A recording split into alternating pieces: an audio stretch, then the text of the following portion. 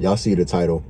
Let's get right into it. Pornography and sex in general is a topic that everybody, like literally everybody, deals with in some way, but yet nobody really talks about it. Especially for younger people our age, young men, young women, in the day and age we live in, like it's such a huge thing, but yet nobody really tells us like how to be successful, like how we can overcome it.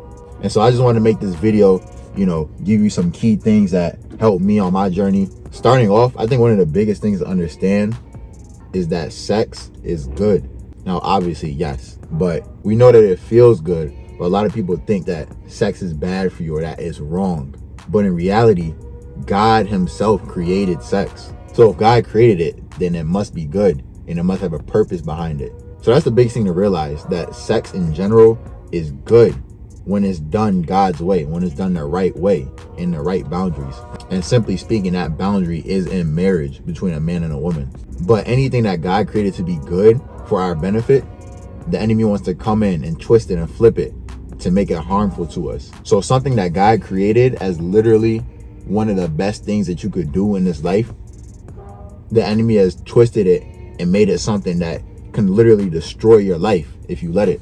I was reading Mike Todd's Relationship Goals book, and one of the best quotes I got from that book is that sexual sin is an assault rifle to your purpose. If we let it, the area of sex in our life can literally take us off track of the purpose that God has for us. Like if you look at the story of David and Bathsheba, all throughout the Bible, God himself called David a man after his own heart. But as soon as this one situation, one time, came up with Bathsheba and he killed her husband and had a child with her, that one situation literally destroyed not only his life, but his children that came after him and eventually the whole kingdom of Israel, off of one decision. And so that just goes to show how powerful this area of sex really is in our lives. And so if we want to live effective lives for God, we have to learn how to control our sexual urges and submit them to Christ. And specifically in the area of pornography, it makes it so easy with the internet today to fall into sexual sin. I don't know anybody out of my friends, out of people I go to church with, out of whoever it may be that I come in contact with, I don't know if I know one person that hasn't watched pornography or like has some type of experience or struggle with it.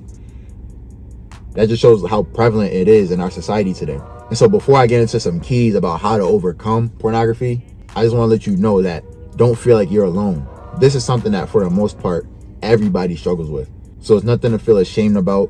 Don't feel like you can't talk about it with other people. Just make sure you talk about it with the right people and get the right information about how to overcome it.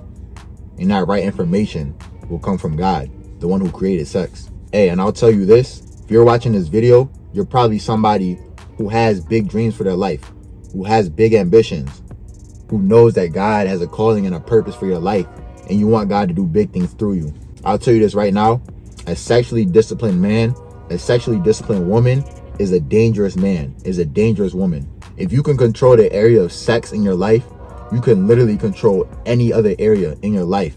The sexual urge is the most powerful, is the greatest urge in the human body. So when you learn to overcome that, you can literally control any other area of your life. So with that being said, I got 4 main keys, some notes that I took down about how to overcome pornography, how to build self-control in your body and in your mind. And the first key is to get into God's presence. The Bible tells us that God cannot be in the presence of sin. And so another way to look at that is when we get into God's presence, we can't be around sin. So it's even as simple as thinking about it this way. When you're in God's presence, and I'll explain more of how to get into God's presence. When you're in God's presence, you literally have no desire to want to do wrong. If you know God is there watching you, you know God is with you, you literally won't want to do anything to mess that up. One of our biggest motivators for wanting to live clean, for wanting to live a pure life, should be so that we can stay in God's presence. Being in God's presence is literally the key to our success in life. The Bible tells us that in God's presence is fullness of joy, and at his right hand are pleasures forevermore. Literally anything and everything that we ever need to be successful in this life, to live a fulfilled, good life, is found in God's presence. But oftentimes we feel like we need to step outside of God's presence and do certain things, fulfill certain lusts of the flesh in order to feel good. But as we all know, when we give into those temptations, when we look back on it afterwards, we feel terrible. And so when that urge rises, number one key, get in God's presence. In the book of Psalms, the psalmist tells us how to get into God's presence. He says, enter his gates with thanksgiving and enter his courts with praise. So if you want to get into God's presence, if you want to experience the Lord, just begin to praise and worship him. That's the first step. Just be thankful. You could literally be sitting in your room and just say, Lord, I thank you. Lord, I love you. God, thank you for all that you're doing in my life. God, thank you for delivering me from this temptation. Just say whatever comes to mind, whatever God brings to your mind, to worship him. Another thing that really helps me is playing certain songs or even sermons at nighttime to help me get into God's presence. You know, it's different for some people as the times of day when they get certain urges. But like I know for me, when nighttime comes around, that's when you really start to feel it heavy. And so at nighttime, when I'm about to go to sleep, I'll just play some worship music, or I'll put on a sermon from a good pastor and just let it set the atmosphere in my room. And when that music is playing, when the word of God is coming forth, you're literally not going to want to do anything. Like it's literally impossible. I would say it's literally impossible to do anything sinful when you're engaging in God's presence like that. So that's key number one that's really helped me get into God's presence. The further you are away from God, the easier it will be to sin and to mess up. But the closer you are to God, he will help you and he'll give you that power. So that's key number one, get into God's presence. Key number two, got some fancy terminology here. Sex transmutation. What is sex transmutation? In the book, Think and Grow Rich, there's literally a whole chapter dedicated to the area of sex and sex transmutation. The author Napoleon Hill talks about how many people never become truly successful before the age of, I think he said 40 years old, because so many people focus their energies on sex, whether it's trying to sleep with other people or nowadays through pornography. There's so much energy going into fulfilling sexual urges that there's little energy and focus going into fulfilling your purpose, going into being great in this life. And so sex transmutation is essentially channeling your energy, channeling your sex energy into another outlet. So whether that be working out, that's a good way, that's a good outlet. Working out, exercising, pushing your body to the limit. Or if you want to build a business, put your energy into building your business. Whatever skill you may have, put your energy into developing that skill. Whatever you want it to be, just learn how to channel your energy into something else. So instead of dissipating that energy and just letting it go, especially for men, you know, when you release, all that's coming out of your body is energy. That's your life force. You're literally losing blood cells, everything that goes into creating a child, everything that goes into creating a whole nother human life is leaving your body. And so instead of just letting it leave your body, channel it and use it to make your life better. And of course, this is easier said than done. But when that urge arises, we just have to learn to take control of our mind. Have that long-term vision. Realize that what we're about to do in the next 30 seconds is not going to benefit our life. So instead, use that energy to benefit your life, to do what God has called you to do. So key number two, sex transmutation. Key number three, and this one is so powerful, accountability. Like I said earlier, when you're in God's presence, you're not going to want to sin. And it's a similar principle with accountability. Get an accountability partner. If whenever you're watching pornography and you know that somebody knows that you're watching it, or you're going to have to tell somebody that you're watching it, you're not going to want to do that. Like, that's just embarrassing. You know what I'm saying? So having an accountability partner is so key. The Bible tells us in the book of James to confess our sins one to another so that we may be healed. The power of having somebody in your corner that can help you on this journey is so powerful. The book of Revelation tells us that we overcome by the blood of the Lamb and the word of our testimony. So when we allow Jesus' sacrifice to cleanse us of our sin, and then we get around the right people who can share their testimony, share their experiences with us, and vice versa, we can explain the things that we're going through to them. That's what gives you power. That's what will help you to overcome this addiction. Hey, and in the technological age that we live in today, there's a very powerful app that I use that's called Covenant Eyes. And basically Covenant Eyes is an app that tracks your web history, it tracks your screen usage, and you're able to link your account with an ally or an accountability partner. And so let's say you're on your phone one morning and you mess up, you go on some website. The app will notify your accountability partner. They'll be able to say, hey, I just got this notification. Are you doing all right? Do you want to talk? Having that accountability partner will not only motivate you to not want to watch pornography, but it will give you that sense of peace, that sense of healing in the process of overcoming. So if God has blessed you with a friend, a family member, even if it's your parents, whoever has your best interest in mind and wants to see you succeed in life, let that be your accountability partner.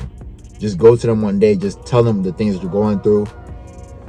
If you're a man, it's best to get another male that's going through something similar, or that's going through something similar, that's overcome. If you're a female, it's best to have another female that has gone through similar things, and let that be your accountability partner.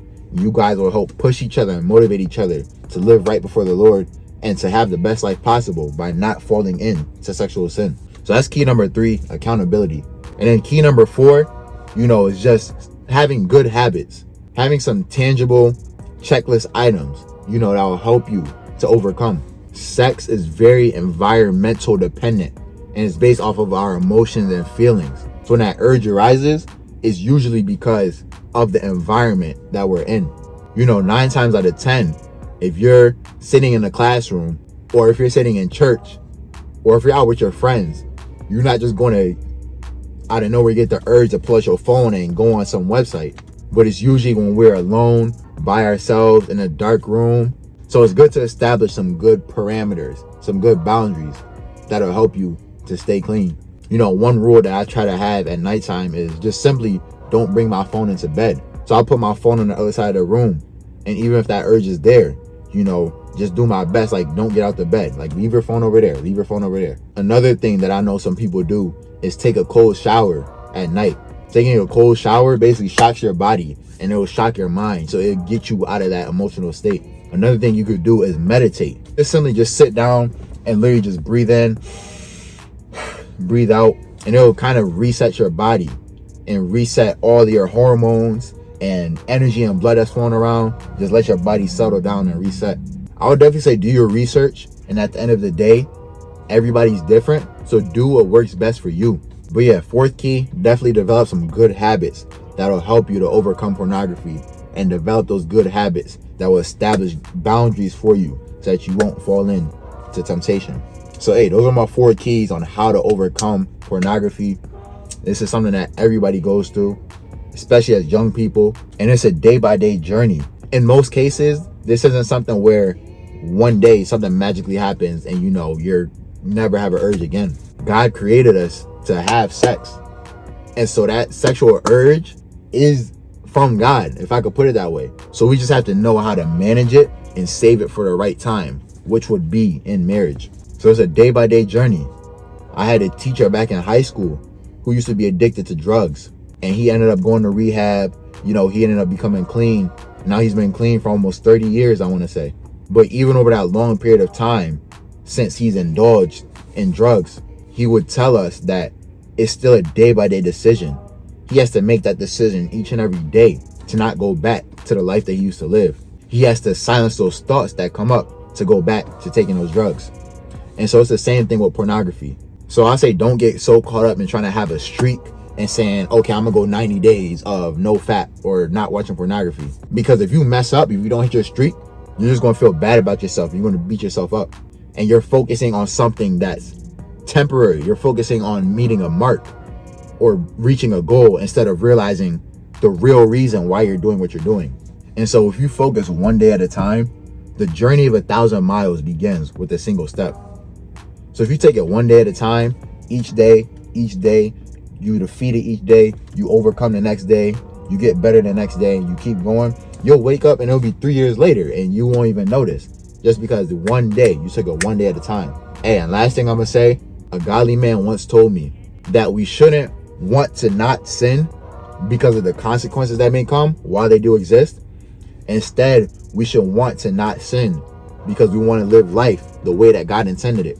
Because that is the best way possible for us to live, for us to experience So in the area of sex, when it comes to pornography, yes, there are a lot of different negative effects that come from watching pornography.